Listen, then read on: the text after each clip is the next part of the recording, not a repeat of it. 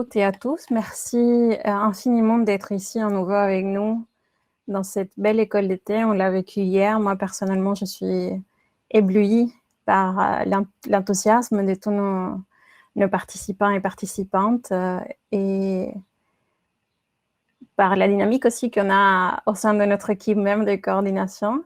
Je suis vraiment heureuse d'être ici. Et je vais passer maintenant à la présentation de cette table ronde qui s'intitule « Ville, culture et participation citoyenne ». Depuis plusieurs années, l'impératif de la participation citoyenne se répand dans les politiques municipales.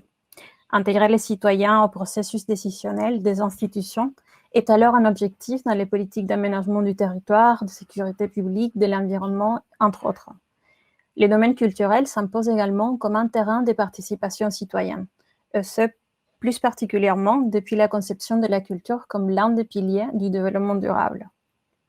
La ville devient ainsi une toile où différentes configurations de participation se dessinent. Or, qui sont ces acteurs? Quels projets novateurs portent-ils? Quelles valeurs sont au cœur de ces démarches? Quelles expériences ont eu de succès? Lesquelles ont échoué? Quels sont les enjeux identifiés? Quels sont les dispositifs mis en œuvre? Et finalement, quelle place pour les citoyens? Ces panels donc vous invitent à réfléchir, discuter, envisager des réponses à partir des deux présentations. Donc, nous avons le plaisir d'avoir avec nous Daniel Bellini et Michel Vallée. Donc, je vais commencer avec la présentation de Daniel Bellini. Daniel est docteur en sociologie, directrice des affaires culturelles et de l'éducation populaire de Tremblay en France, en Île-de-France. Maîtresse des conférences associée à l'Institut des humanités, sciences et sociétés de l'Université de Paris, sur les différents territoires où elle a exercé, notamment dans des villes populaires des banlieues parisiennes, et avec différentes équipes artistiques, culturelles, éducatives, sociales. Elle a développé de nombreux projets qui associent les habitants et les citoyens. C'est à partir des expériences professionnelles qu'elle a conduit une recherche en sociologie, la fabrique du possible, la relation au cœur de projets artistiques et culturels. C'est possible et celui d'un large partage des ressources culturelles et de nouvelles formes sensibles des rapports aux œuvres avec des populations considérées comme éloignées de la création artistique. C'est le travail auprès de ces personnes qui l'amène à s'opposer aux conceptions déterministes et à explorer les conditions d'évolution des pratiques professionnelles. La relation entre les différents acteurs d'une dynamique interactive et non hiérarchique est centrale dans son travail de recherche et dans ses actions de terrain.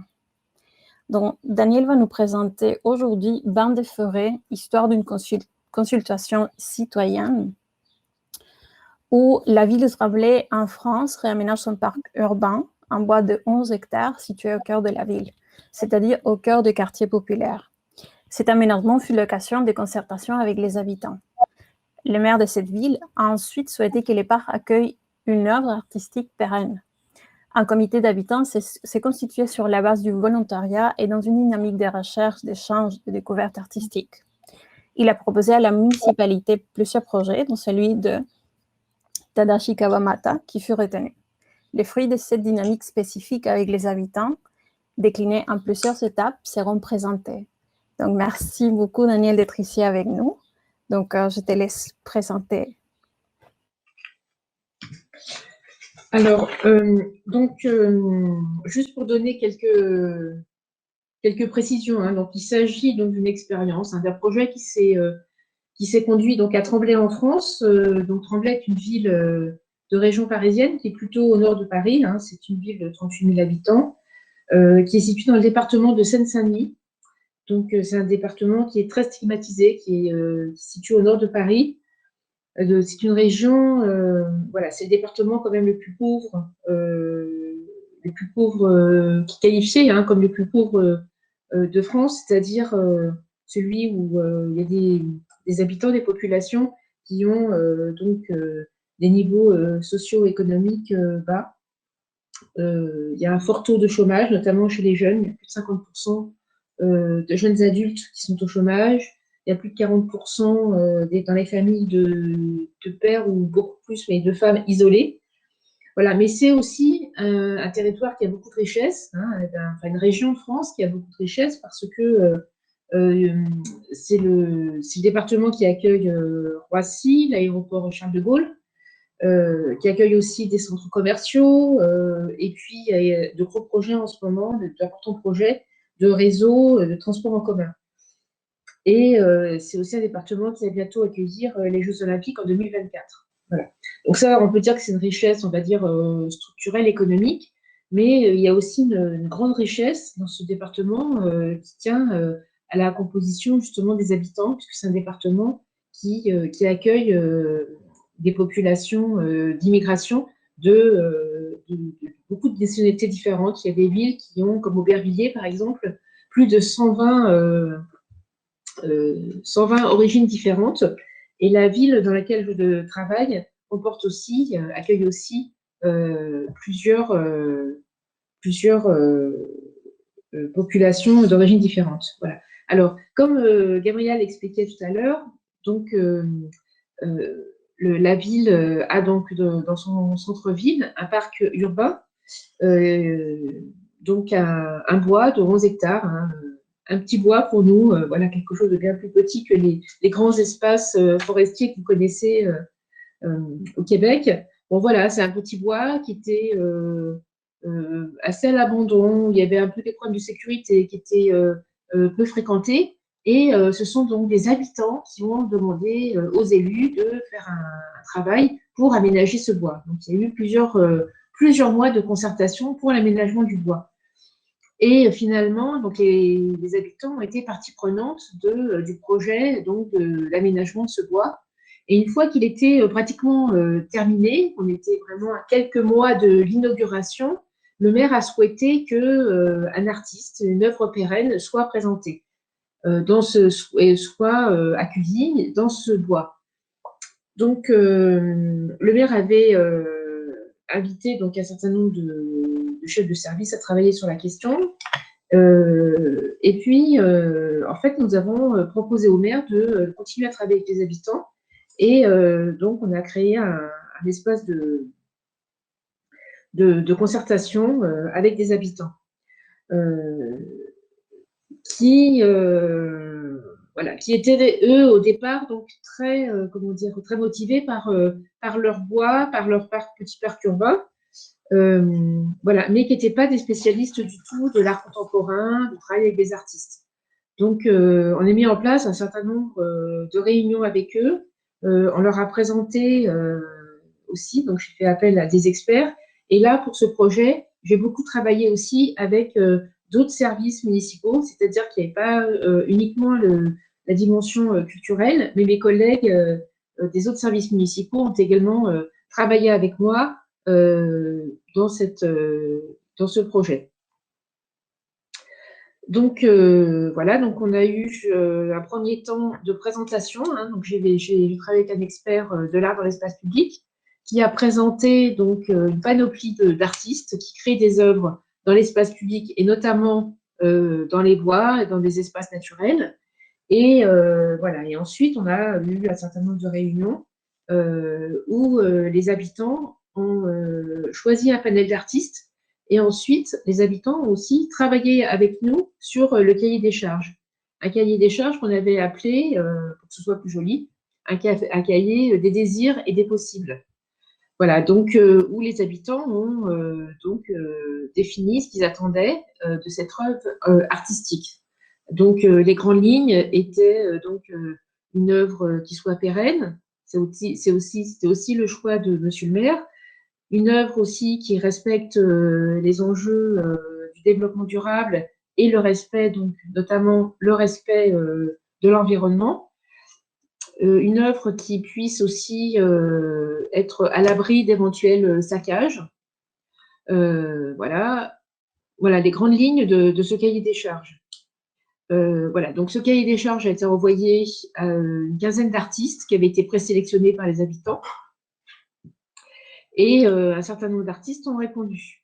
Et donc, les habitants ont fait une sélection de 5 artistes donc, il y a eu plusieurs réunions avec ces artistes et les habitants pour arriver donc à à des propositions qui ont été ensuite soumises à Monsieur le maire. Et donc, Monsieur le maire, d'un commun accord avec les habitants, ont donc sélectionné un artiste qui est Tadashi Kawabata et qui a fait une œuvre donc de cabane et de nid, une œuvre qu'il a appelée Bain de forêt, et avec l'idée que avec cette installation de cabane, cette installation permet donc aux personnes qui traversent le bois, qui traversent le parc urbain, de faire attention aux arbres, de lever un petit peu le nez, d'être plutôt dirigé vers les arbres et le ciel, et de se ressourcer au contact des arbres et de la nature. Voilà, donc j'ai brossé grosso modo le dispositif. Donc ensuite, quand Tadashi est venu, alors il connaissait déjà les habitants puisqu'il avait travaillé, donc il avait déjà eu plusieurs réunions avec les habitants. Il y a eu des ateliers avec des enseignants et puis des enfants. Voilà, il y a eu un vrai travail sur le territoire, sur ce territoire-là qui est donc ce parc urbain. Voilà, donc après, bon, je vais être un petit peu rapide, mais ce qui a été des points forts, ça a été de constituer avec ce groupe d'habitants qui s'étaient aussi inscrits dans ce procès de façon volontaire. C'est que très vite, on était un petit peu comme une petite famille, un groupe qui se connaissait. Mes collègues et moi, on a beaucoup veillé à l'accueil, à la convivialité, au fait que la parole était entendue, partagée, voilà. Et à tel point que c'était important justement pour nous les professionnels donc qui travaillons autour de ces habitants et avec ces habitants, d'être en fait le plus effacé, le plus silencieux possible. Voilà. Et de favoriser le plus possible l'expression, l'échange, et de laisser vraiment les habitants poser des questions aux artistes, faire part de leurs préoccupations, de leurs désirs. Et voilà. Après, comment dirais-je, ce qui était intéressant aussi, ce que les personnes m'ont renvoyé, c'est que il y a une personne en particulier qui m'a dit, mais Daniel, grâce à ce projet, on comprend mieux l'art contemporain. On comprend que derrière une œuvre qui peut être peut-être difficile, qui peut être abstraite aussi pour nous finalement, il y a la démarche d'un artiste et puis l'artiste y met un sens, une explication, et peut-être que voilà, ça a été assez intéressant de ce point de vue-là, y compris avec ce groupe, on a été amené à réserver des cars et à visiter d'autres expositions d'art contemporain in situ. Donc, ce groupe d'habitants a réalisé un réel travail de commissariat d'exposition, on va dire. Hein. Voilà, c'est-à-dire a montré qu'il était, à partir d'un cahier des charges et à partir d'une méthodologie qui avait été partagée par tout le monde, ces personnes ont donc élaboré un travail d'expertise. Donc, voilà, ça conforte une des idées qui me semble importante, c'est que l'expertise, elle n'est pas forcément celle des professionnels, notamment des professionnels de la culture ou des autres secteurs de la ville. C'est que cette expertise, elle peut être partagée, et en tout cas, ça montre aussi que les personnes qui habitent un territoire, un quartier, une ville, ont aussi des mots à dire et des expressions, et que on a montré donc la fécondité de cette démarche. Voilà, alors quelquefois on nous pose la question comment concevoir, mettre en œuvre la rencontre avec les habitants, comment élargir le public. Alors, puisque il y a cette question du vocabulaire, pour ce qui me concerne, moi j'interroge aussi pas mal la question d'élargissement des publics, parce que souvent quand on dit, quand on pose cette question d'élargir des publics à la culture, en fait, j'ai un petit peu le sentiment que ce public, en fait, c'est le public souvent des théâtres, des formes classiques, hein, des centres culturels, des formes classiques de présentation de la création artistique, alors que pour ce qui me concerne, le développement culturel, c'est davantage quelque chose dans une vision beaucoup plus anthropologique, c'est-à-dire que à partir du fait que chaque personne dispose d'un ensemble de ressources, de compétences qui est lié à son histoire, qui est lié à sa personnalité, que chacun a des doutes, des hésitations, mais aussi des convictions, et que la culture elle permet justement cet aller-retour entre l'intime et le social, entre l'expression et l'impression qu'on peut avoir, entre les valeurs des uns et des autres, et que ce potentiel culturel, il s'enrichit de jour en jour, et il s'enrichit aussi énormément à la rencontre des autres, à la rencontre d'autres qui peuvent être artistes, mais aussi d'autres personnes, d'autres habitants ou des professionnels dans une ville. Voilà, donc comment on arrive du coup à s'exonérer d'un certain vocabulaire et pour répondre à cette phrase, c'est-à-dire comment on peut avoir à un moment donné un discours intellectuel un petit peu, on va dire, théorique sur, voilà, on remet en question un certain nombre de principes ou de vocabulaire, et puis finalement sur le terrain, ben, qu'est-ce qu'on fait de ces principes-là et qu'est-ce qu'on fait de cette théorie et de cette ambition de travailler avec d'autres concepts. Je trouve que c'est un levier intéressant de pratique professionnelle, mais aussi de travailler avec d'autres services. C'est-à-dire que je vois sur mon territoire, comment dirais-je, pour aller à la rencontre de personnes de milieux diversifiés, c'est très important que je ne me contente pas effectivement des publics qui fréquentent habituellement les structures culturelles. Ça a été important pour moi de travailler avec le secteur social, par exemple, de travailler avec le secteur jeunesse, de travailler avec le secteur de l'éducation et de partager avec ces personnes-là des objectifs communs. Donc ça veut dire se connaître, pas seulement se connaître humainement, mais aussi connaître les fondamentaux et les projets de chacun des collègues et de voir comment finalement on peut bâtir une culture commune à travers on va dire les ambitions des uns et des autres, des valeurs, des projets, des objectifs que chacun peut développer dans son secteur. Et cette vision transversale, en fait, à mon avis, elle est très proche enfin c'est ce que j'espère en tout cas, elle est proche de la vision qu'ont les habitants de leur ville. Parce que pour les habitants dans une ville, pour eux, que ce soit le service culturel ou le service de la jeunesse ou le secteur éducation qui fait quelque chose dans la ville, en fait, pour ces habitants, c'est la mairie, en fait. Voilà. C'est-à-dire, c'est une certaine politique et, et donc, les habitants ne voient pas forcément de clivage ou de hiérarchie entre les uns et les autres. Je trouve que c'est intéressant que des personnes de secteurs différents puissent tentent de travailler dans une dynamique partagée. Voilà. C'est important aussi de voir. Alors, nous sommes plusieurs directeurs de la culture, plusieurs professionnels à travailler sur ces questions-là, notamment dans le 93, en Seine-Saint-Denis, sur l'idée de voir comment, en fait, la politique culturelle, elle n'est pas uniquement propre à un secteur culturel, mais la politique culturelle, elle peut aussi infuser l'ensemble des secteurs de la ville.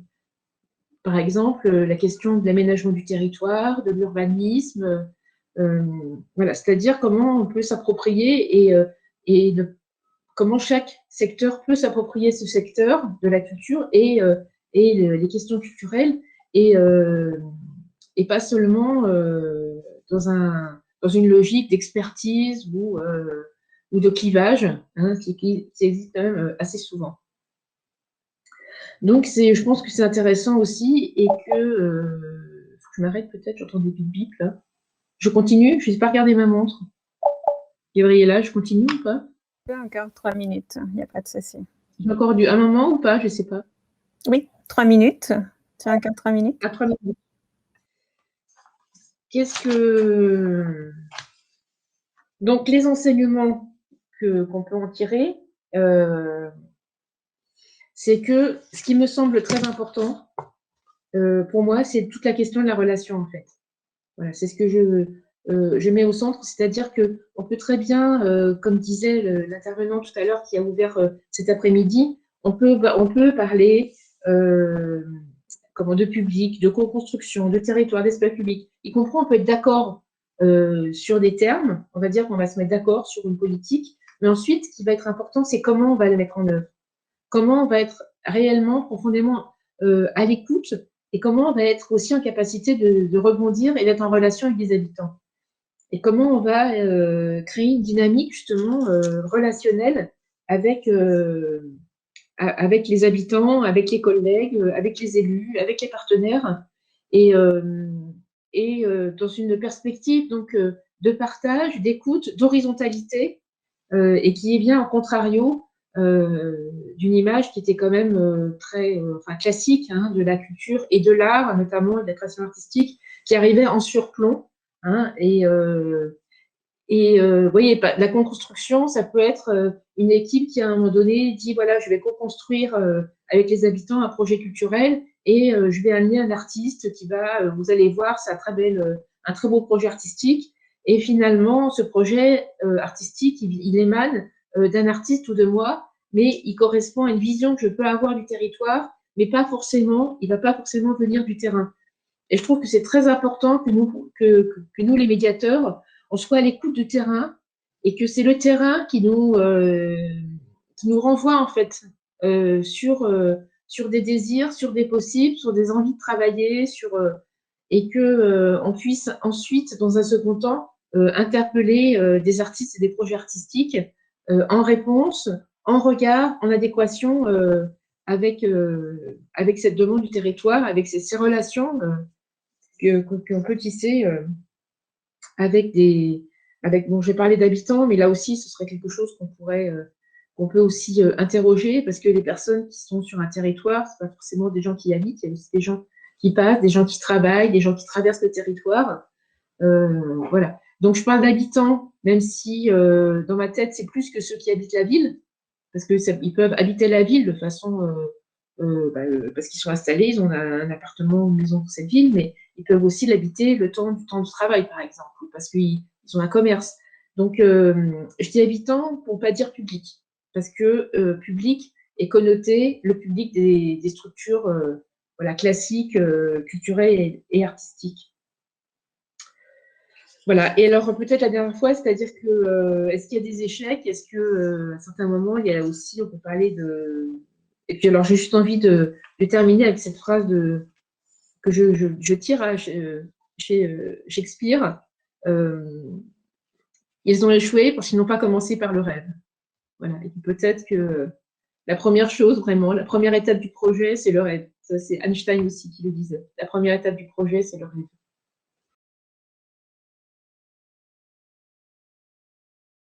Donc, je vais vous présenter mon collègue Michel Vallée, qui est expert en culture, impact social et aussi coprésident de la commission permanente sur la citoyenneté culturelle à Culture Montréal. Michel cumule plus de 25 ans d'expérience en médiation culturelle ainsi qu'en gestion des projets en culture et justice sociale dans des organisations municipales. Parmi ses réalisations, le projet global de médiation culturelle « Je suis » a permis à la ville de Vaudreuil-Dorion d'être reconnue comme l'une des villes leaders de l'agenda 21 de la culture et de remporter en 2016 le prix de CGLU, Ville de Mexico, Culture 21. Ces actions cumulent plus de 25 prix nationaux et internationaux et l'ont amené, c'est trop petit mon texte, l'ont amené à prononcer plus de 150 formations et conférences au Canada et dans plus d'une douzaine de pays d'Amérique latine, d'Europe et d'Asie. Auteur du guide pratique en médiation culturelle « Et si on se rencontrait », est reconnu comme l'un des pionniers en médiation culturelle au Québec. Il accompagne plusieurs villes et régions, en plus d'être membre de jurys prestigieux comme ceux de prix Ovation municipale de l'Union des municipalités du Québec et des prix de l'Association internationale des villes éducatrices. Donc, Michel va nous présenter une série de projets culturels québécois comme moteur de droits culturels, de la participation citoyenne et de la transformation des collectivités. Michel, dans sa présentation, va mettre en valeur certains projets participatifs culturels québécois, les plus inspirants, et il va les inscrire en lettres majuscules aux côtés d'autres démarches d'exception d'Europe et d'Amérique latine. Son objectif est de faire une démonstration claire que les initiatives québécoises donnent les rythmes à un mouvement mondial qui s'installe comme une révolution de la compréhension de la culture comme moteur de droits culturels, de la participation citoyenne et de la transformation des collectivités. Bonjour Michel. Bonjour Gabriella, content de vous retrouver. Le plaisir, c'est partagé. Donc, je vais te laisser présenter et suite à ça, on va parler tous les trois avec le public. Excellent, j'ai très hâte. Bien, écoutez, je vais débuter ma présentation immédiatement par un petit partage de... Alors, et voilà, c'est lancé. Aujourd'hui, je me suis donné un objectif, et comme le disait si bien Gabriella, d'aller au rythme d'un mouvement mondial qui, pour moi, s'installe comme une révolution de la compréhension de la culture, comme moteur des droits culturels, de la participation et de la transformation des collectivités. Donc, juste à quelques constats ensemble. Pour moi, la ville est le privilégié de la participation citoyenne. Pourquoi? Parce qu'il s'agit du territoire qui est en proximité avec le citoyen, le palier de gouvernement le plus près du citoyen. Et dans cette ville, c'est pour moi le lieu de tous les possibles, parce que c'est le lieu où les artistes peuvent s'exprimer librement. C'est le les artistes peuvent entraîner avec eux les citoyens pour redécouvrir leur communauté tout à fait. Qui fait ça? Les artistes et les travailleurs culturels que j'appellerai ici les acteurs culturels. Les organismes culturels et les acteurs culturels, les villes, les MRC et les acteurs culturels.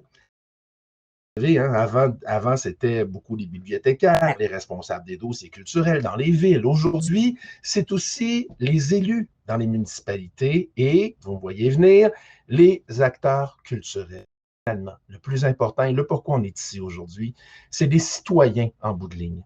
Les citoyens qui, oui, sont là autour de nous, mais il ne faut pas aussi se leurrer. Parmi les élus qu'on a mentionnés, parmi les organismes, ceux qui sont là, ceux qui ont la main sur le volant, comme dirait l'autre, ben, c'est des citoyens. Et c'est à ces citoyens-là qu'il faut toujours s'adresser. Et ces citoyens que l'on met en relation avec les acteurs culturels, c'est-à-dire les artistes et les travailleurs culturels, qui, pour moi, sont au centre de toute démarche. Les valeurs parfois présentes, et bon, des fois qu'on voudrait plus développer dans nos collectivités, le respect, le vivre ensemble. C'est énorme, hein? Le mot respect, il y a plein de choses en mais c'est le respect, le vivre ensemble, le partage pluriel pour assumer et célébrer les diversités. Vous avez vu du beau, du gros, vraiment, je trouvais ça important. Reconnaître l'artiste pour ce qu'il est, un acteur incontournable de son territoire et non pour ce qu'on voudrait qu'il soit. Alors, oui, Gabriella, vous l'avez mentionné tantôt, il y a ce livre-là dans lequel je me suis commis, un guide de pratique en médiation culturelle pour les territoires, grâce à la participation du CGLU, de l'Agenda 21 de la culture. Et également, à l'intérieur de ce livre-là, je parle de 3 types de médiation culturelle que j'ai développées il y a une dizaine d'années maintenant pour comprendre ce que je faisais, pour comprendre ce qu'on faisait sur le territoire au niveau de la rencontre, de l'acteur, l'agent de changement. Ce matin, je n'ai pas le temps de traverser tous ces éléments-là avec vous, mais toutefois, je désirais vous allumer sur certains aspects là-dessus, simplement pour que vous le gardiez en note et que vous peaufiniez vos recherches par la suite. On y va avec des exemples concrets. Comme le disait Gabriella, c'est ce que je voulais vous parler aujourd'hui. On est acteur dans une collectivité, on met la main à la pâte. Que ce soit pour briser l'isolement chez les personnes âgées, tous les projets que je vais vous présenter ici sont des projets réels. Certains d'ailleurs au Québec, certains d'ailleurs dans le monde, ceux-ci viennent de la communauté où j'ai travaillé pendant plus de 10 ans comme médiateur culturel aussi avec une équipe formidable, la ville de Vaudreuil-Dorion. Et on retrouve donc ici des aînés. dont on a travaillé pour briser l'isolement et pour donner une voix à leur propre réseau en voulu activer, qu'on a voulu aller encore plus loin. À gauche, on va revoir cette photo-là un petit peu plus loin, défilé mosaïque où on a à Vaudreuil-Dorion plus de 1000 personnes qui descendent dans la rue, 1000 personnes de toutes origines, 1000 personnes d'âge, de toute différence. Et c'est ça qui est extraordinaire, c'est d'asseoir ensemble pendant 4 mois toutes ces personnes-là différentes qui vont ensemble faire quelque chose de plus grand qu'eux. Ici, on voit la photo à gauche, ce sont des gens, un tableau, imaginez un tableau, on avait une centaine de participants dans ce tableau-là qui représentait plus de 50 communautés culturelles et québécoises, bien sûr, mais établies à Vaudreuil-Dorion qui ont travaillé tous ensemble leur tableau. Dans d'autres tableaux, on va jumeler, par exemple, la communauté haïtienne et le cercle des fermières, la maison de la jeunesse avec la communauté indienne de l'Inde. C'est ce qui est important, créer des rencontres improbables. Le mot rencontre va revenir beaucoup dans ce que je vais vous dire. D'autres exemples également où le citoyen vient influencer son territoire. Vous voyez cette jolie tour toute blanche qui est là dans le centre-ville de la partie d'Orion, de Vaudreuil-Dorion, depuis toujours. Et cette tour-là de 150 pieds d'auteur, avec des artistes, on a fait la tournée des écoles, des résidences pour personnes âgées. On est allé à différents lieux publics également pour aller faire travailler en co-création 300 citoyens. 300 citoyens qui ont inspiré les artistes pour pouvoir transformer le territoire. 150 pieds d'auteur, et maintenant, grâce aux citoyens, parce que ça vient d'eux, on a fait revivre un personnage qui était à l'entrée du pont. Donc, plusieurs personnes ignoraient, mais c'est les vieux de la vieille qui nous ont dit ça, où à l'entrée du pont, il y avait un gardien qui était là, une guérite, qui accueillait les gens. Cette guérite-là n'est plus là depuis plus de 50 ans. Mais aujourd'hui, la tour prenant place à quelques mètres de l'endroit, on fait revivre ça grâce aux citoyens. Il se passe la même chose à travers le Québec. Et c'est ce qui est extraordinaire. On est en ce moment dans un mouvement, dans un rythme accéléré. Puis vous allez voir, c'est le défi que je me donne aujourd'hui, et je pense que ça a été juste un petit peu trop vite. Je vous parlais de rythme accéléré, et voilà, c'est parti. Mais justement, ce rythme accéléré-là, je veux vous en parler. Du côté de Rouyn-Noranda, du côté de Longueuil, du côté de Vaudreuil-Dorion, bien sûr, mais du côté de l'ensemble des villes du Québec, aujourd'hui, on repense différemment la médiation culturelle. La médiation culturelle où on projette l'acteur culturel côte à côte avec le citoyen pour entendre la voix citoyenne, pour que le citoyen fasse une différence sur son territoire. Une différence comme ce qu'on voit ici, un groupe formidable en santé mentale, des adultes qui avant se cachaient et qui, on est allé voir à un moment donné un artiste exceptionnel, est allé voir ce groupe-là et leur a demandé aux adultes qui ont des problématiques avec la santé mentale, excusez-moi, c'est-tu John qui nous tape sur les nerfs? C'est deux choses. Premièrement, on le sait, la population ne veut rien savoir de nous, ils ont peur de nous. Donc, il faut rester caché, il ne faut pas les provoquer. Deuxièmement, les fameux petits bouchons pilules qu'il faut enligner la petite flèche avec la bonne petite pour pouvoir l'ouvrir, ça nous tape ses nerfs. L'artiste a fait ni une ni deux.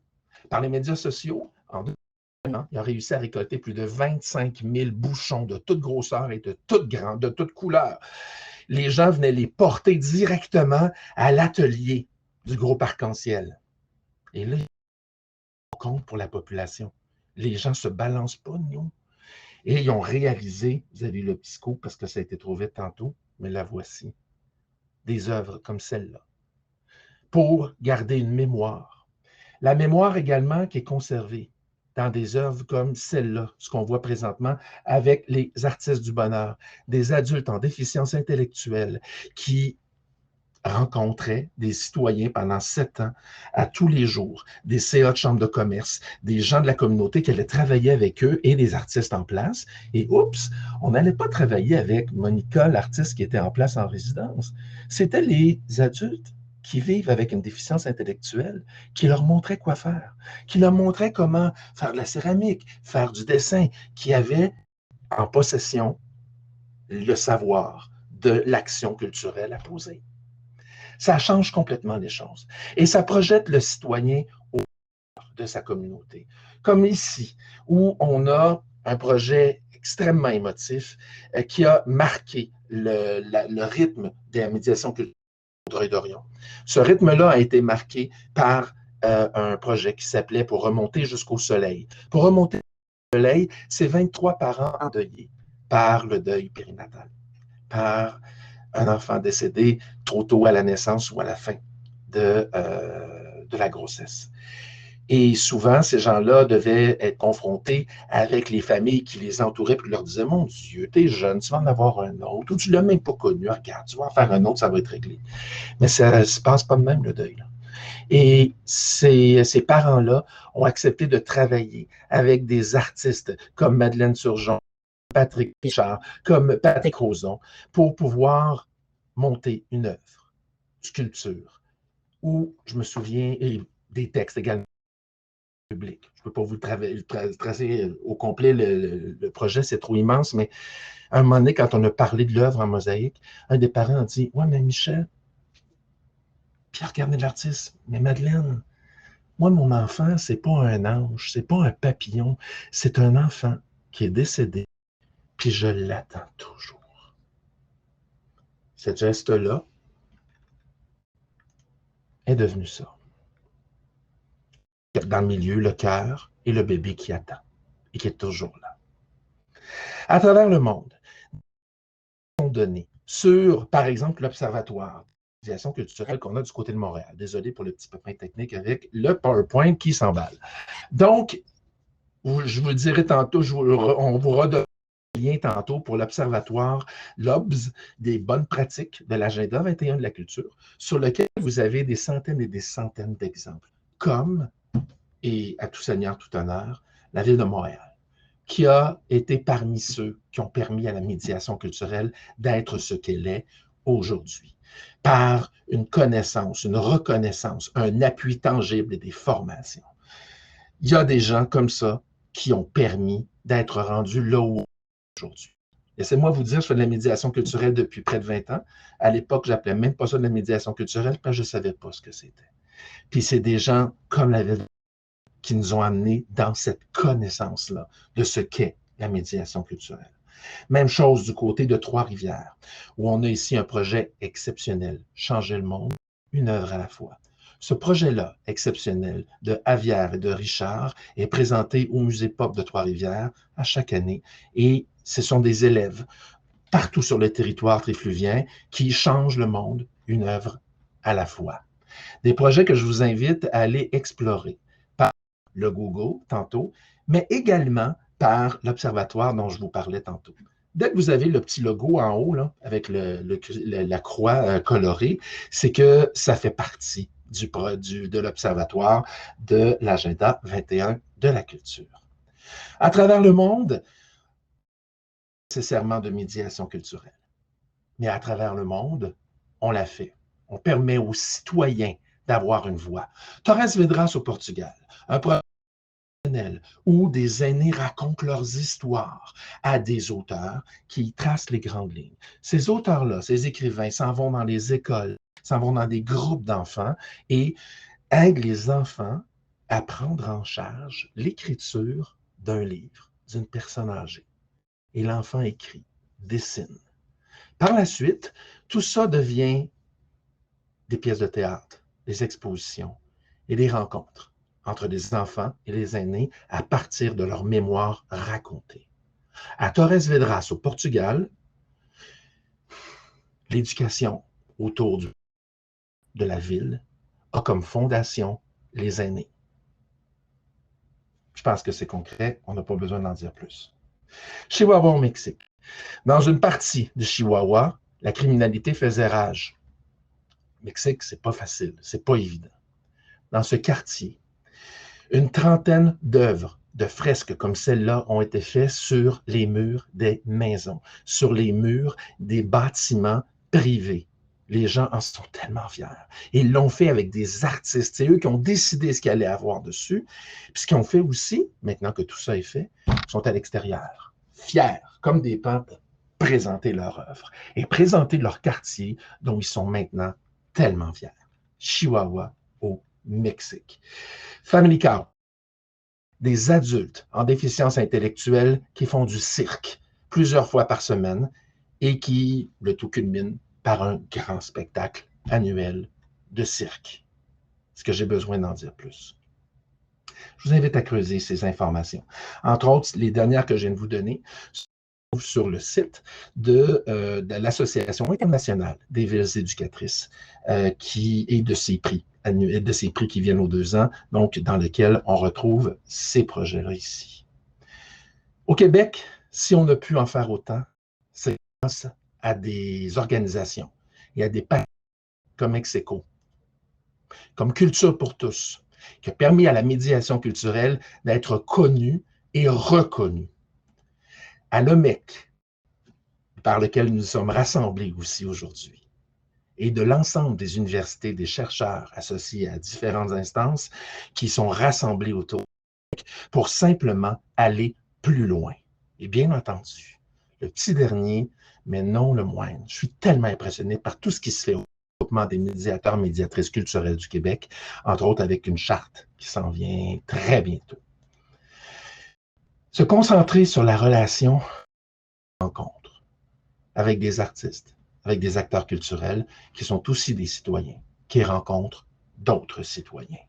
C'est ce que je souhaite à chacune des communautés et c'est ce que je souhaite d'une façon très forte à chacun d'entre vous et à tous ceux qui vous entourent. Merci beaucoup. Merci beaucoup, Michel, pour cette belle présentation. Ça nous donne de l'énergie pour continuer à faire ce qu'on fait. Donc, je vais inviter Daniel Bellini à se joindre à nous. Donc, Daniel, si vous pouvez allumer votre caméra. Parfait. Donc, merci pour ces 2 belles présentations. Il y a plusieurs points en commun. Donc, on parlait de la ville, je te cite Michel, comme le lieu de tous les possibles. Possible, c'est aussi un mot qu'on trouve dans votre présentation aussi, dans les cahiers des charges. Au lieu d'appeler cahier des charges, on va l'appeler un cahier des désirs et possibles.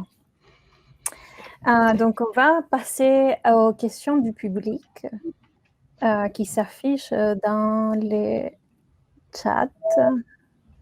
Je vois quelques réactions. Donc, Nathalie Casse-Major aimerait prendre la parole. Donc, on va faire appel à notre magicienne Danise. Si tu peux faire apparaître Nathalie. Bonjour Nathalie. Bonjour. Bonjour Daniel et Michel. Merci pour la présentation. J'ai une question croisée pour vous deux. Daniel, j'ai beaucoup apprécié la présentation du projet d'œuvre dans les bois. C'est vraiment une belle œuvre d'art sur le plan esthétique, puis un beau processus. Là, j'ai cru comprendre que c'est les nouveaux commanditaires qui est le processus que vous avez utilisé. Peut-être que vous l'avez mentionné, que ça m'a échappé. Pouvez-vous revenir sur l'enjeu de trouver des participants diversifiés dans le comité de citoyens qui a été impliqué dans la sélection des projets? Je sais que vous avez une réflexion qui est très intéressante sur l'élargissement ou la diversification des publics, mais c'est quoi les défis auxquels vous avez été confrontés éventuellement pour trouver des participants qui aient le temps, qui soient volontaires, puis qui puissent représenter une diversité de profils, si on peut y arriver. Et puis, ma question pour Michel, c'est un peu la question inverse, c'est-à-dire que tu nous as présenté beaucoup de projets avec une grande diversité de participants.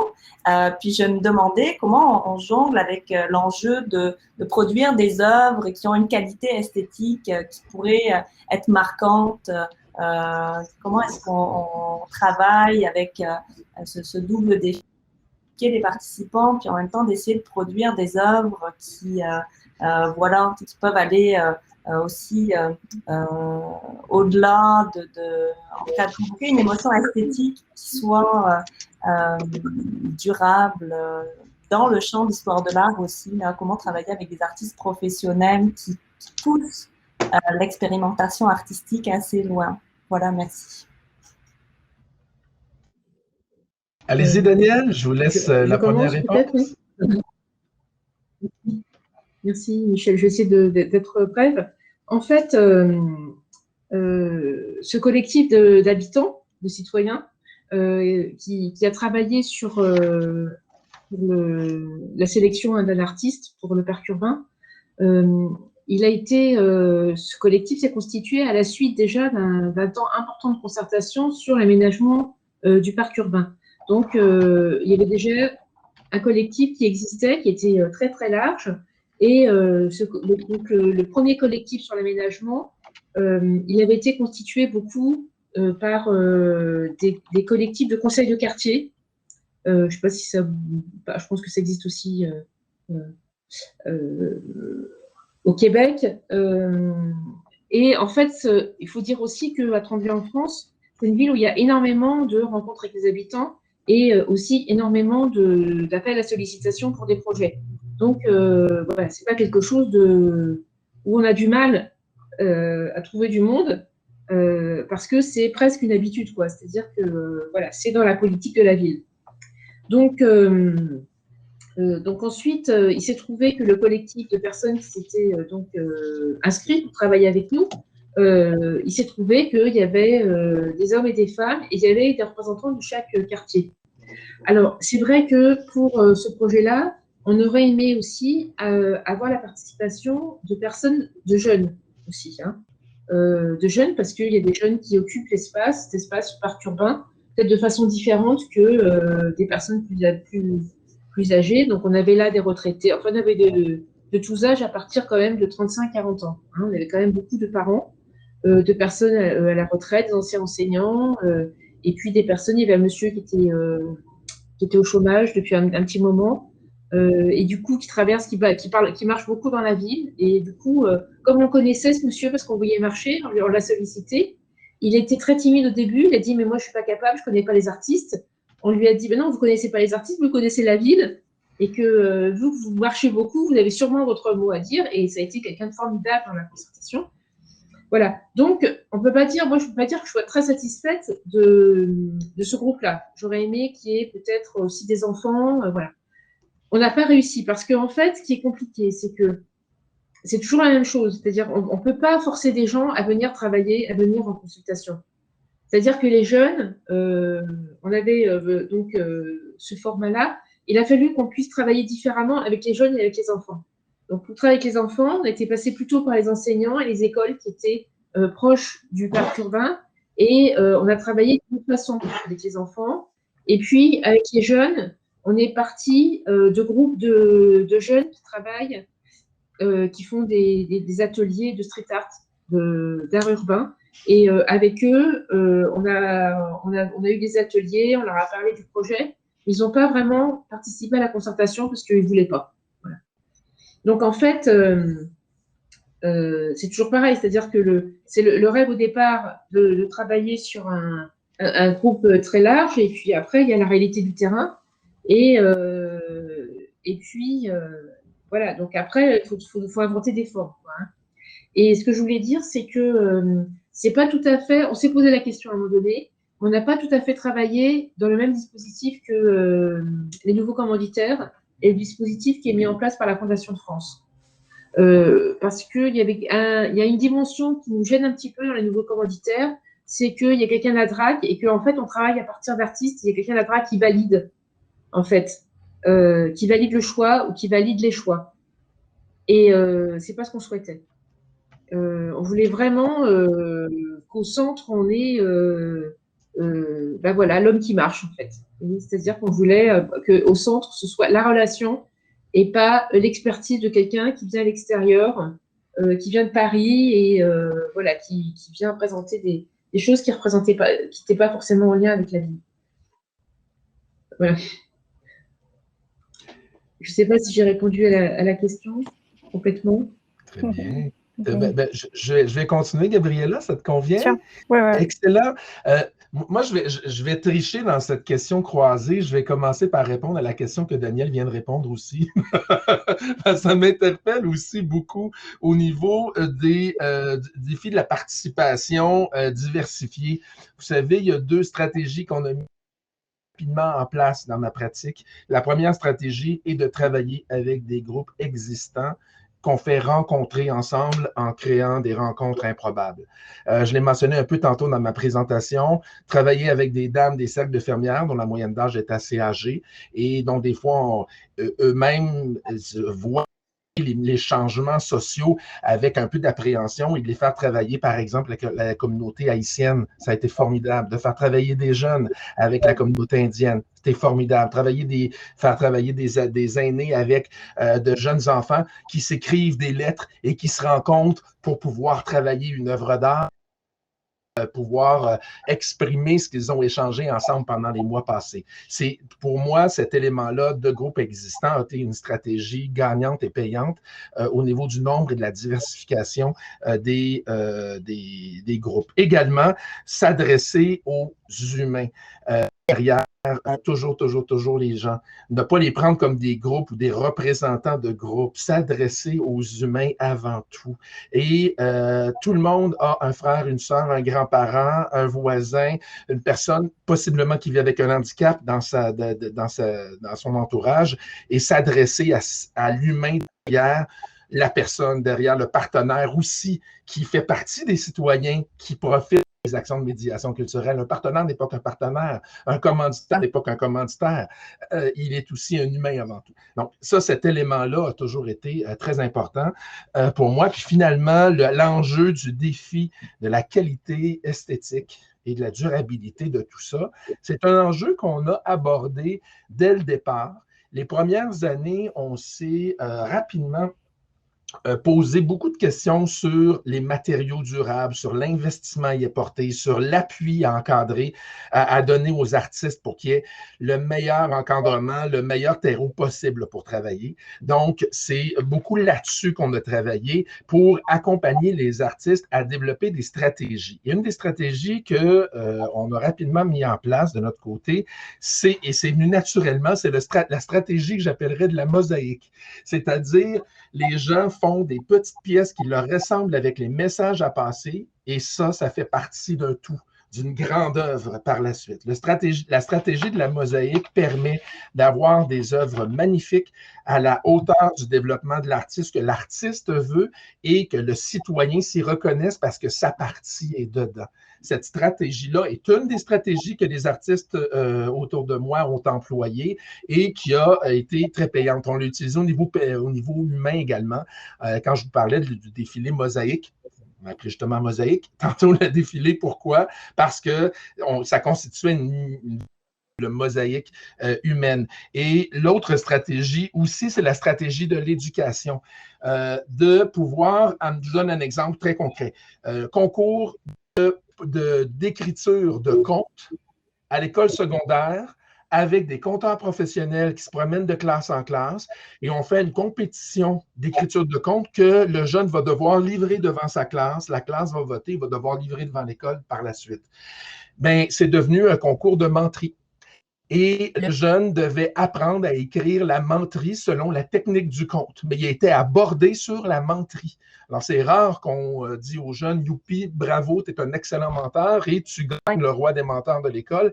Mais ça l'a amené vraiment une notion d'éducation où l'artiste est devenu éducateur pour aider le jeune à structurer sa pensée et tout. Donc, cette technique-là d'éducation fonctionne également très fort. Et finalement, je vous dirais que pour la qualité de l'esthétisme et tout, faut également faire confiance à l'artiste, qui plus il en fait, plus il développe ses propres stratégies pour que les citoyens se reconnaissent dans l'œuvre, pour qu'ils fassent partie de la réflexion, mais que la démarche de l'artiste demeure intacte et que les résultats que l'artiste rend en bout de ligne avec les citoyens sont exceptionnels. Il faut écouter les artistes et il faut vraiment travailler de très, très près avec eux.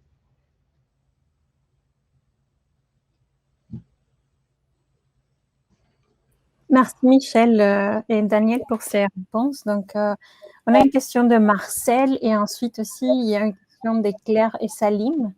Donc, on a un peu un moment d'échange. Donc, je vais vous demander d'être un peu plus bref pour répondre à toutes les questions. OK, bonjour. Bonjour Daniel, bonjour Michel. Merci pour vos présentations. Alors, en fait, ma question, moi, porte, puisque Michel, tu as ouvert ta présentation en disant que la ville, c'était le lieu privilégié. Vous êtes tous les deux dans l'espace urbain. Maintenant, le territoire n'est pas toujours composé juste des villes. Il y a aussi la ruralité. Donc, ça, c'est aussi une autre réalité. Mais ma question va toucher l'ensemble de ces figurations-là, si on peut dire. Parce que vous avez, particulièrement Daniel, vous avez parlé aussi du maire. Donc, comment se joue aussi la dynamique politique à l'intérieur de ces projets? Parce que il y a une volonté, mettons, chez le maire à Tremblay. Il y en a sûrement eu une éventuellement à Vaudreuil-Dorion. Donc, comment on compose ces volontés politiques versus les volontés citoyennes ou les volontés artistiques? Elle se fait comment, cette rencontre-là? Est-ce qu'effectivement, il n'y a pas des zones de tension? En tout cas, j'aimerais ça vous entendre un peu sur ça parce que ici, au Québec, on a aussi donné beaucoup de responsabilités dans le développement de la culture au palier, justement, municipal, comme tu disais, Michel. Ce palier municipal-là, il joue dans différents ordres. Le palier municipal de Montréal versus celui de Saint-Fulgence ou Saguenay-Lac-Saint-Jean, c'est pas la même réalité. Donc, comment tout ça se compose? Voilà ma question. Merci beaucoup. Daniel, je vous laisse débuter. Qu'est-ce que vous en pensez? Bon, d'accord. D'accord. Je vais être brève et je vais rester sur l'exemple de Tremblay, donc cette expérience, où encore une fois, ce qu'on disait tout à l'heure, et je suis contente de voir qu'il y a, enfin, je suis même, émue de voir qu'il y a autant de points communs et d'approches avec ce qu'a décrit Michel, et notamment cette question de la rencontre et de la relation. Et on est en fait entre personnes humaines, quoi. Quel que soit le statut et puis la posture ou le positionnement qu'on peut avoir dans le cadre d'un projet. Mais voilà, on est quand même. Et c'est vrai que à certains moments autour d'une table, ça m'est arrivé plusieurs fois de ne pas me sentir forcément à la direction des affaires culturelles, mais d'être comme eux dans une famille, quoi, à l'horizontale. Alors, la question du maire, quand le maire du Tremblay, il a cette habitude de consultation. Donc, quand on lui a dit, quand j'ai proposé qu'on fasse une consultation avec des habitants, il a accepté. Et alors, donc, il y a le maire, mais il y a les élus, les autres membres de la municipalité, et il y a le cabinet du maire. Et je vous dis pas les pressions que j'ai eues pendant tout le temps du dispositif, non pas par le maire, mais par le cabinet, qui me disait, mais tu sais, Daniel, voilà comment tu avances avec les habitants. Donc moi, je tenais au courant, puis j'étais super enthousiaste. Il me dit, fais attention, parce que c'est quand même le maire qui décide. Fais attention, parce que, voilà, à la fin, c'est le maire qui veut décider. Alors, je dis, oui, t'inquiète pas. Donc, je vais dire aux habitants, vous savez, à la fin, nous ferons une proposition parmi l'ensemble des artistes. C'est le maire qui va décider à la fin. Alors, c'est vrai que bon, les habitants, au début, se sont dit, bah oui. Puis après, ils nous ont dit, bah, heureusement, parce que comme il y avait plusieurs propositions qui étaient très belles, à plusieurs reprises, les habitants nous disaient, mais heureusement que ce n'est pas nous qui choisissons, parce qu'on serait vraiment embêtés pour choisir. Voilà. Et donc, il y a eu un temps qui était magnifique à prendre présentation. C'est les habitants qui ont présenté au maire les 5 propositions, en essayant d'être le plus objectif possible. Et le maire s'est retrouvé avec ces propositions-là. Et il a dit, mais vous savez, je ne vais pas décider tout seul. Et il a demandé un tour de table. Et finalement, il y a eu un vote qui s'est fait et qui était quasiment à l'unanimité, quoi. Et voilà. Donc, c'est un petit peu, voilà, qu'est-ce qu'on attend? C'est toujours ça, c'est-à-dire qu'on va lancer des choses, mais souvent, on va attendre une réponse. Et il peut y avoir aussi les habitants qui vont essayer de répondre à l'attente. Je ne sais pas si je suis claire. Et là, en l'occurrence, comment le cabinet du maire a essayé de me dire, ben voilà, il faut quand même que, est-ce qu'on peut voir les propositions avant? Est-ce que il faut que tu nous dises ce que tu en penses? Est-ce qu'il faut préparer le maire? Enfin, voilà, un petit peu un calcul, quoi, en fait. Et en fait, le maire, il n'était pas du tout là-dedans. Pas du tout. Il était plutôt dans quelque chose de, voilà, de proche et il a dit avoir beaucoup appris. Voilà. Après, on avait d'autres élus qui ont trouvé que le projet était saugrenu. Voilà. Ou d'autres cadres qui ont trouvé qu'il fallait faire attention, ces cabanes, etc. Donc, il n'y a pas de règle stricte, quoi. C'est vraiment une question de relation et de personne, en fait. Et que pour un même dispositif, avec un même vocabulaire, on peut avoir des postures et des façons de faire complètement différentes. Entièrement d'accord avec vous, Daniel. Je vais juste faire un petit saut sur la première partie de la question très judicieuse de Marcel en ce regard de ville et territoire. Ville et territoire non urbanisé, tout ça, tu as entièrement raison. Et d'ailleurs, pour la prochaine fois, si jamais j'ai à représenter cette conférence, je changerai le mot ville par le mot territoire. Parce que la ville, souvent, au niveau international, avec l'agenda 21 de la culture, est considéré beaucoup plus large que uniquement la portion urbaine et beaucoup plus comprise au niveau du territoire. En effet, c'est l'ensemble des territoires qui sont ciblés par ça et toutes les expériences que tu as menées, Marcel, et les expériences que j'ai menées, que tous les gens autour de l'écran mènent également, touchent aussi bien les villes que les territoires non urbanisés. En effet, tu as entièrement raison, c'est une précision importante. Comment se joue la volonté politique? En fait, il faut dès le départ mettre les balises très claires avec la politique. Je radote par rapport à ce que j'ai dit tantôt, mais de mon côté, j'ai fait le choix de bien comprendre qui j'avais devant moi au niveau du maire, au niveau des conseillers municipaux. C'était quoi leurs préoccupations? C'était quoi dans la vie qui les avait amenés à devenir des élus? Et ces préoccupations-là étaient à peu près toutes humaines, étaient à peu près toutes liées au bien-être des citoyens. C'est surprenant, souvent on va penser autre chose, mais non, il y a des prérogatives humaines derrière et en s'adressant à l'humain derrière l'élu en question, on vient de couper énormément de barrières. Également en étant clair dès le départ, dès le dépôt d'un projet, avant de le lancer public, jusqu'où va aller le projet, jusqu'où va aller l'influence des citoyens sur le projet pour pouvoir arriver avec les citoyens avec des balises très claires ou même à l'intérieur du groupe qui vont travailler quelque chose. Il va y avoir des conseillers municipaux qui vont être là. Il va y avoir des gens de la municipalité aussi qui deviennent eux-mêmes des citoyens qui collaborent avec d'autres citoyens.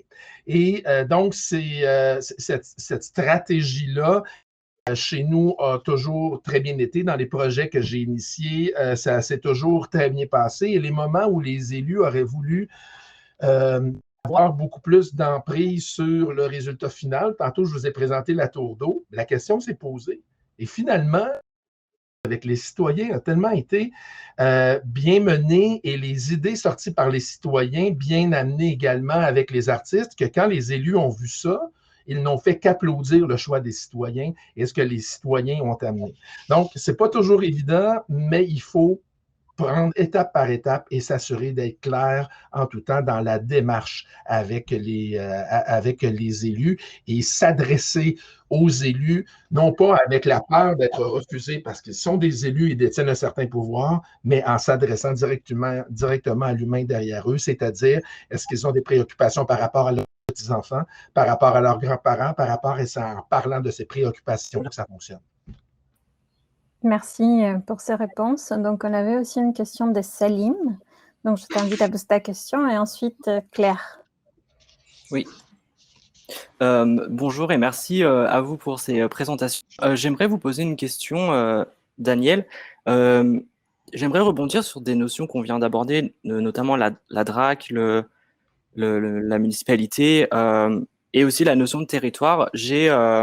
J'ai eu la chance de grandir dans le 93 et de faire une partie de mes études dans le 93. Et effectivement, il y a beaucoup de projets qui se mettent en place et il y a beaucoup de projets en lien avec la participation. Moi, j'ai travaillé avec pas mal d'institutions qui, justement, mettent en place des projets de participation. Et ma question, en lien avec le territoire, j'aimerais savoir comment ça s'est passé, cette rencontre avec l'artiste. Qu'est-ce qui a émergé chez l'artiste avec le territoire, comment il a été traversé, comment il en est ressorti, et également son expérience dans un projet de participation, et pas justement dans un projet dit d'institution.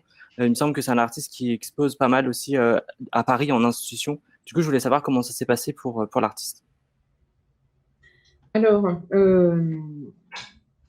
ce qui s'est passé, c'est-à-dire sa place sur le territoire, en fait, c'est ça?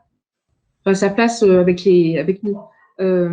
Alors, Tadashi, c'est effectivement Kawabata, c'est un artiste qui expose dans des galeries importantes, enfin, qui a fait des œuvres dans le monde entier. Hein. Mais comme beaucoup des artistes que nous avions présentés aux habitants, c'est-à-dire que ça n'a pas du tout été un indicateur qui a fait que les habitants ou les élus voulaient absolument quelqu'un de connu. Voilà, pas forcément. Et de toute façon, sur les 5 projets, on avait 5 artistes hyper connus. Comme par exemple, il y avait Neil Sudo qui s'est fait rembarrer par les habitants. Enfin, c'était quand même quelque chose d'incroyable. Et donc, pour les artistes, ça a été aussi une épreuve, ça, d'être devant des habitants. C'était une expérience incroyable. Parce que comme ce sont des artistes réputés, connus, Neil Sudo était comme un enfant, quoi. Il transpirait, il bégayait, c'était pas possible, parce que d'habitude, on appelle Neil Sudo, c'est un artiste international, on lui demande de venir faire une œuvre, et on ne lui demande pas de s'expliquer, de se justifier sur son œuvre. Tadashi Kawabata, il a adoré l'exercice, en revanche. Il continuait, parce qu'il avait le mail, donc il a continué à envoyer des croquis aux habitants entre deux réunions. Voilà. Ce qui a été compliqué, c'est qu'il s'exprimait plutôt en anglais, donc il y avait besoin de la traduction, donc ça prenait un peu de temps. Mais voilà, après, pour lui, ce qui était important, c'était aussi l'association. C'est-à-dire que quand il a préparé le terrain, il a commandé son bois, quand il a su qu'il avait été retenu, hein, il a commandé le matériel, du bois, qui était du bois qui venait de forêts proches de Tremblay. Enfin, il est resté vraiment dans le cadre du cahier des désirs et des possibles. Et donc, il a tenu à ce que le jour où il allait commencer le chantier, l'atelier, à ce qu'on fasse une grande fête avec les habitants. Donc, il a commencé par construire une grande table qui n'était pas le projet. Son projet, c'était les cabanes et des nids dans les arbres. Il a fait une grande table qui a accueilli un goûter, qui a accueilli après un apéro avec des habitants à mi-parcours, qui a accueilli aussi, à un moment donné, un repas avec le personnel communal. C'est-à-dire que le temps où il a été présent pour construire son chantier, son projet, il y a eu des étapes qu'on a décidées ensemble, d'invitation et à chaque fois beaucoup de convivialité, en fait. Voilà. Et puis, il y a eu aussi des moments avec les écoles. Donc, c'est dans les parcours qu'on appelle des parcours d'éducation, des PEAC, l'éducation artistique et culturelle, où il a rencontré plusieurs fois les enfants, où, en fait, avec les enfants, il a choisi l'axe du lien avec les oiseaux. Et donc, ils ont fabriqué des nids. Donc, quand on circule dans ce petit bois, on a les œuvres de Kawabata, on a les petites œuvres des enfants. Et ces nids, en fait, parce que les nids sont différents, on a des trous, enfin des nids ne sont pas conçus de la même façon selon l'oiseau qui sera accueilli. Et on a quelqu'un donc à Tremblay qui a une très grande connaissance, on a découvert qu'il a une très très grande connaissance des oiseaux qui habitent le bois, qui sont présents sur le territoire. Et il nous a dit, voilà, on a la chouette, on a une chouette, ce serait bien qu'elle puisse revenir dans le bois, donc il lui faut une niche, un nid qui soit de telle forme et qui soit mis plutôt à l'orée du bois. Ensuite, voilà, il y a des perruches, il y a des étourneaux, il y a des moineaux. Et donc, pour toutes ces catégories d'oiseaux, on a des niches différentes. Voilà. Donc, et Kawabata, avec cette personne-là, a travaillé sur ces questions-là avec les enfants. Donc, à chaque fois, il s'adapte. Vous voyez, il a un discours différent et puis aussi des angles d'attaque complètement différents.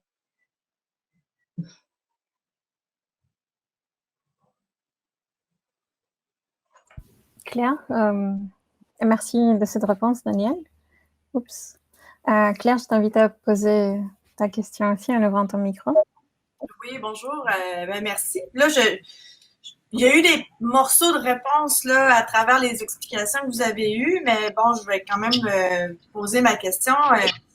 Moi, je travaille en médiation culturelle pour un organisme. Évidemment, je ne suis pas dans le développement citoyen et tout ça, mais il y a quand même des liens là, que je peux faire par rapport aux différents projets. Mais je me questionne beaucoup par rapport à la place ou au rôle de l'artiste dans les projets de médiation. Puis dans ce que vous avez parlé, en fait, j'aimerais savoir à quel moment l'artiste est impliqué dans le projet, dans le processus. C'est quoi la reconnaissance qu'on lui donne? Est-ce que l'artiste signe l'artiste? Est-ce que l'artiste signe l'œuvre ou pas? C'est dépendamment du type d'œuvre. Puis comment on choisit aussi la discipline qui va être dans le projet. Je me questionne un peu sur ça. Je ne sais pas si c'est trop large comme question, là, mais OK. Je pense que Michel qui a l'air d'avoir des questions. Hey Claire, juste avant, dans quel type d'organisme tu travailles? Avec quelle clientèle? Je travaille en théâtre. OK. Puis en ce moment, ben moi, ça fait pas très longtemps que je suis là. Puis la pandémie m'a permis de creuser la question, en fait, tout mon champ, mon terrain de jeu, là. Et on va travailler avec différentes clientèles. Je dis clientèle, cible, participants, en tout cas, je ne sais plus comment les appeler, là. Puis c'est ça, c'est pas nécessairement dans un but d'élargir notre public, mais bien d'aller rejoindre des gens pour que le théâtre puisse leur faire du bien. Mais dans le théâtre, évidemment, il y a toutes sortes de facettes qu'on peut toucher aussi, là. Autant l'écriture que le jeu, que le costume même. Donc. Excellent. Non, mais je te posais la question parce que je vais donner quelques exemples, puis je voulais qu'ils puissent te rejoindre, ces exemples-là également. Mais rapidement, je dirais qu'il ne faut pas hésiter. Donc, à quel moment l'artiste est impliqué? Les actions en médiation culturelle qui ont eu le plus de portée, c'est celle que j'ai menée avec un processus où j'assoyais la table les gens qui liés aux clientèles qu'on visait et avec des artistes tout de suite autour de la table. Et souvent, pour pouvoir cibler, OK, c'est quoi la prochaine étape? De quelle façon on veut rejoindre la clientèle? On écoutait ce qu'elle avait à nous dire. Exemple, un travailleur social sur la réalité, le directeur d'un organisme communautaire sur la réalité de sa clientèle et sur lui les qui avaient besoin d'atteindre. Et donc là, on se mettait tout de suite en focus à ce niveau-là. L'artiste, très souvent, disait « Parfait, j'ai des idées, on pourrait, pour atteindre l'objectif, telle ou telle façon de faire. » Mais très souvent, ça m'est arrivé aussi où l'artiste en disant « Écoutez, je ne suis pas le bon artiste pour vous, mais j'en connais un qui serait là-dessus, sur cet objectif, la meilleure personne pour vous aider. » Et c'est souvent les artistes qui vont se repérer entre eux pour aller chercher la bonne personne. La bonne artiste n'est pas souvent celui qui va arriver avec le médium idéal. Le bon artiste est celui qui va arriver avec son histoire de vie à lui, sa sensibilité et son approche idéale par rapport à la clientèle. Si on travaille, par exemple, avec des femmes en difficulté, ben c'est sûr et certain que ça me prend une femme qui va avoir des sensibilités par rapport à ça, mais une certaine douceur pour ne pas arriver non plus comme un bulldozer dans le groupe. Ça va dépendre chaque clientèle, chaque élément. C'est pour ça que pour moi, c'est important d'amener tout de suite les artistes à faire partie de la création pour que l'artiste puisse se respecter dans ce qu'il a comme démarche, dans ce qu'il fait comme artiste. Parce que si on veut créer la rencontre entre le public et l'artiste, il ne faut pas que l'artiste accepte un mandat, même si ce n'est pas dans sa démarche artistique de le faire. Qui fait de la mosaïque, je ne veux pas qu'il se mette à faire de la danse contemporaine, à moins que ce soit dans sa démarche de le faire. Mais là, faut qu'il nous prouve le tout. Donc, oui, l'artiste, moi, je dirais qu'il faut l'impliquer rapidement. La reconnaissance de l'artiste, en fait, c'est le capitaine. L'artiste, avec le public, devient le capitaine du bateau, devient la référence auprès des citoyens. Et l'œuvre, pour nous, de la façon que je l'ai travaillée dans mes 20 dernières années, l'œuvre devient l'œuvre de l'artiste et des citoyens. L'œuvre de telle personne et de 300 citoyens ou 22 citoyens ou 14 personnes qu'on nomme quand on peut les nommer, quand ils ne sont pas 300, pour pouvoir justement associer toujours l'artiste et la communauté. Pour moi, c'est important de mettre l'artiste en valeur, en vedette. Le défilé mosaïque que je vous présentais tantôt, le premier tableau, ce sont les artistes créateurs devant qui sont costumés pour représenter chacun des tableaux qui suivent faits par les citoyens. Et c'est les artistes qui sont là ensemble pour signer l'œuvre dès le départ. Fait que ça, moi, je trouve ça toujours important de donner cette reconnaissance-là aux artistes et de bien entourer l'artiste également.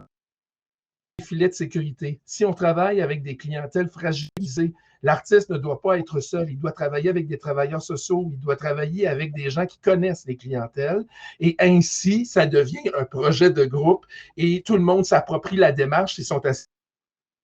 Si vous bâtissez votre projet au complet puis que vous allez chercher des artistes et des partenaires après, l'appropriation est plus difficile.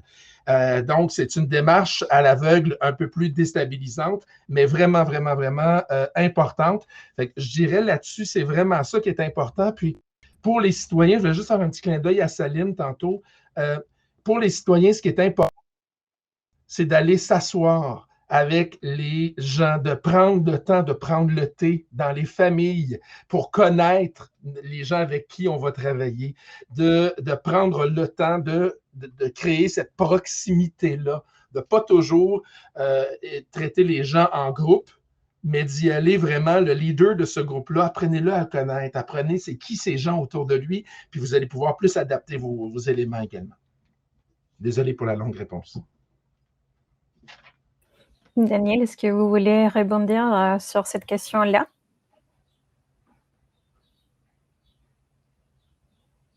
Est-ce que vous m'entendez? Oui. Est-ce que vous souhaitez répondre à ça? Non, je partage, mais encore... pardon, oui. Oui, non, allez-y, Daniel, je vais juste compléter tantôt parce que je viens de voir dans la question très pertinente de Valérie, puis j'aimerais ça compléter ma réponse là-dessus. D'accord. Non, c'est juste sur la place de l'artiste, c'est-à-dire que, comment dirais-je, si on est encore dans les histoires de vocabulaire et de travail avec les habitants, il y a la question du temps, je trouve, et la dimension du temps qui est très importante, c'est-à-dire que le cheminement qu'on va avoir avec les habitants, il peut prendre plusieurs mois ou pas. On n'est pas dans une logique de saison culturelle. Et du coup, on n'est pas non plus dans une logique d'artistes qui vont être inscrits dans une saison et qui vont être présents sur le territoire parce que c'est le choix d'un programmateur.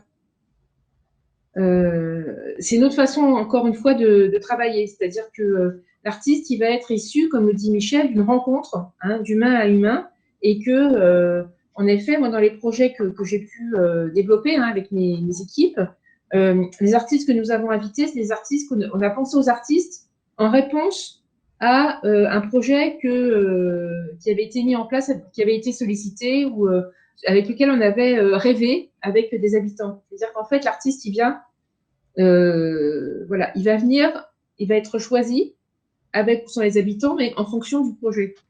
Et pas forcément en fonction... mais après, c'est pas contradictoire, c'est-à-dire que je ne mets pas de hiérarchie et que le théâtre dans notre ville, qui a une programmation artistique, c'est aussi intéressant qu'à certains moments, en fonction d'un certain nombre de projets, on aille aussi au théâtre voir une programmation. Je dis pas que... voilà, je pense que c'est complémentaire. Merci, Daniel. Gabriel, je vais me permettre de répondre à Valérie. La position que je prenais en vous répondant était la place du médiateur culturel. Donc, la place du médiateur culturel et de la médiatrice culturelle est centrale. C'est elle qui réunit les différents intervenants. C'est elle qui trace les premières lignes, les premiers cadres, qui invite les artistes. C'est cette personne-là qui est, pour moi, le cœur de la démarche avec l'artiste par la suite. C'est une course à relais. Une médiation culturelle, pour moi, c'est une course à relais. Ça débute avec une médiatrice ou un médiateur culturel qui objectif, qui pense au projet, qui réunit les bonnes personnes autour de la table et qui, par la suite, passe un peu le relais à l'artiste qui va continuer avec les citoyens, mais le médiateur, la médiatrice reste toujours là. Va animer souvent ces rencontres-là avec l'artiste. Il y a plusieurs façons de faire avec les artistes. Il y a des artistes qui préfèrent le faire seul et la médiateur, la médiatrice se retire, devient un peu plus invisible auprès des citoyens. Et des fois, le médiateur ou la médiatrice va s'impliquer les citoyens, devient un citoyen pour pouvoir être près des gens en même temps qu'il vit l'action avec les artistes. Et parfois, c'est la personne qui va animer et qui va devenir être l'encadreur. de l'ensemble. Donc, il y a plusieurs postures que le médiateur peut prendre. Mais là, pourquoi je n'ai pas mentionné médiateur culturel tantôt, c'est simplement que je me plaçais comme médiateur culturel dans celui qui crée l'ensemble des liens qui formaient ma réponse. Merci beaucoup, Michel et Daniel. Moi, il y a plusieurs questions qui me viennent à l'esprit, donc je vais vous demander juste très, très brièvement, parce qu'il y en a juste quelques minutes, un défi, parce qu'on parlait tantôt de la politique culturelle, peut aussi faire changer les contextes dans lesquels un projet de médiation va évoluer, va se mettre en place. Donc, un défi que vous avez identifié dans la politique culturelle, par exemple, au niveau municipal, ici au Québec et en France aussi, deux modèles très différents aussi de faire. Donc, un défi de cette politique culturelle ou une piste peut-être des solutions, de quels moyens se valoir pour faciliter ces projets de médiation culturelle. Donc, très brièvement, Daniel, je vous donne la parole. Merci.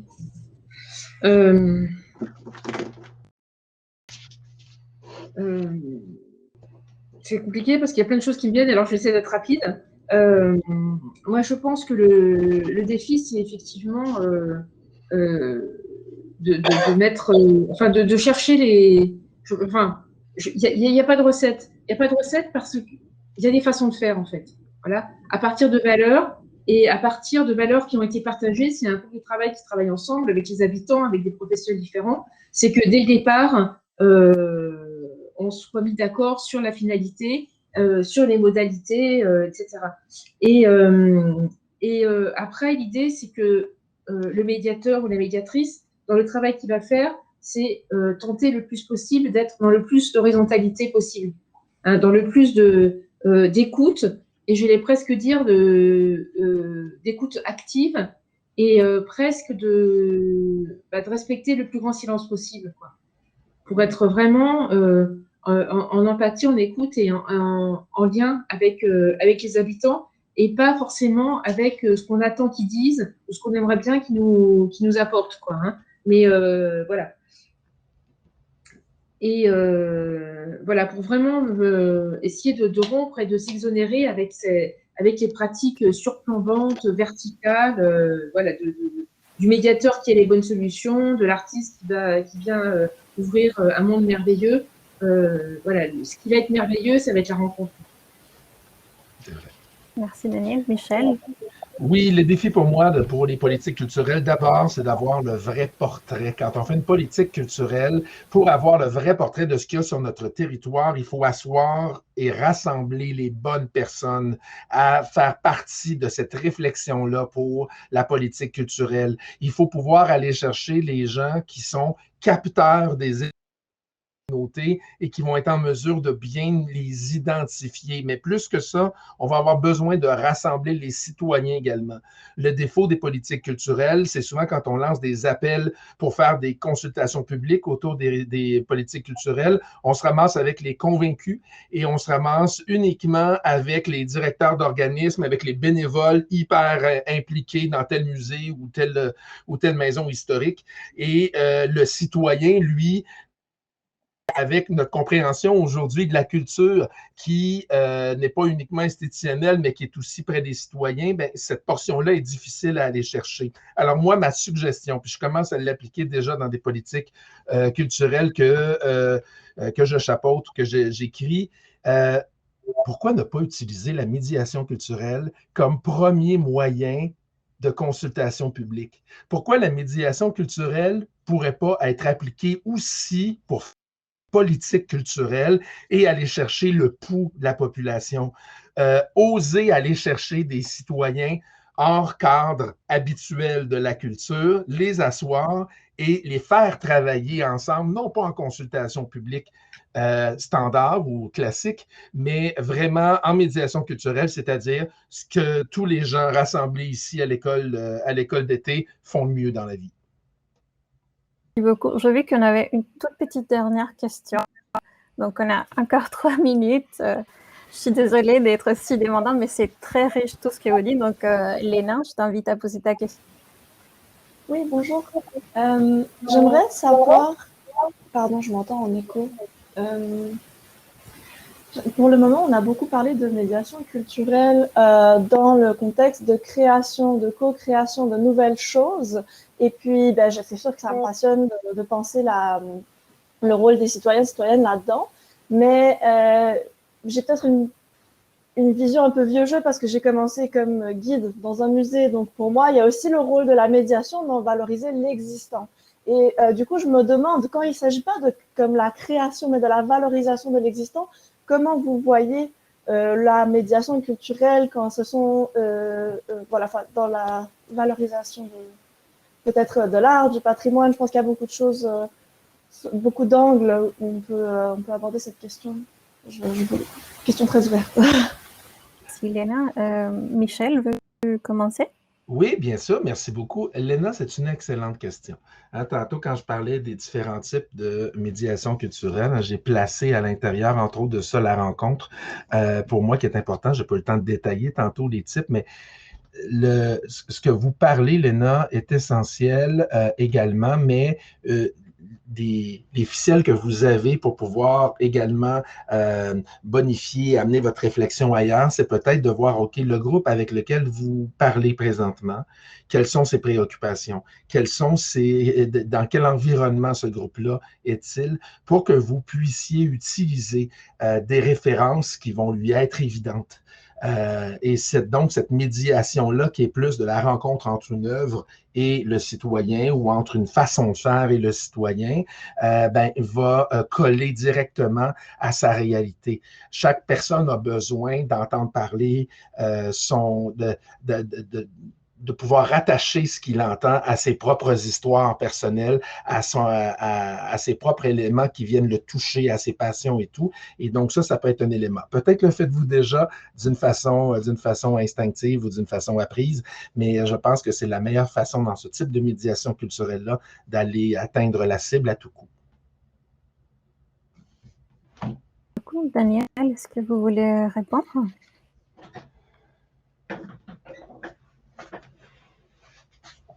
Votre micro.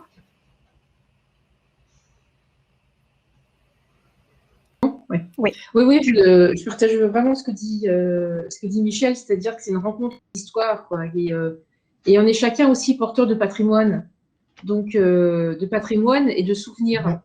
Et c'est vraiment en plus le lien, parce que suite à Tremblay, suite au travail qui a été fait avec les habitants, il y a maintenant un autre travail qui se fait par rapport à un mémoriel, donc